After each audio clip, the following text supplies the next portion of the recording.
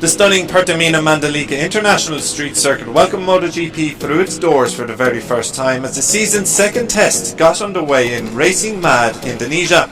It's been 25 years since the island nation has hosted a Premier Class event, but that long wait is finally over as the official Mandalika test kicked off on Friday. The morning proved something of a false start, with the red flag waving early due to track conditions, but once the clean-up operation was complete, we began to see riders spin some laps as they aimed to get to grips with the newest track on the MotoGP calendar. And by the end of the day, there were 6 manufacturers sitting inside the top 6 places. Day 1 honours belonged to Paul Espargaro, with the Repsol Honda rider recording the fastest ever lap around Mandalika late in the afternoon thanks to a 1:32.466. That time gave the Spaniard 3/10 to spare over the previous best lap time set by Toprak Razgatlioglu when World Superbikes came to visit in 2021. It also gave him 4/10 to spare over elder brother Aleix Espargaro, with the Aprilia rider claiming P2. It's another encouraging pre-season result for the Noale factory after Aleix finished the Sepang test with the second fastest time, while they also managed to squeeze in some bike testing trying a different chassis on the RSGP. In third is Brad Binder, with the KTM rider showing some early promise in Lombok. The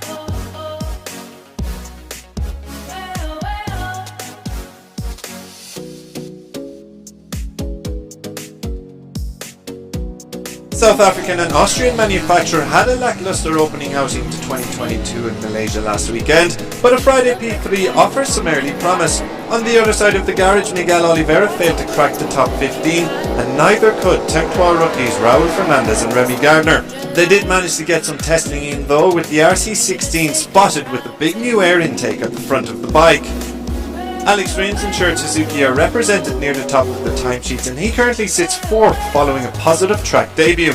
Teammate Joan Mir is in 8th, while the 2020 World Champion continued to test a carbon reinforced chassis on his second bike. Current World Champion Fabio Quartararo was the best of the Yamahas. The Frenchman completed 86 laps, the second highest amount after Johan Zarco's 96, while the Iwata factory weren't spotted testing much equipment, instead focusing on learning the ins and outs of the circuit.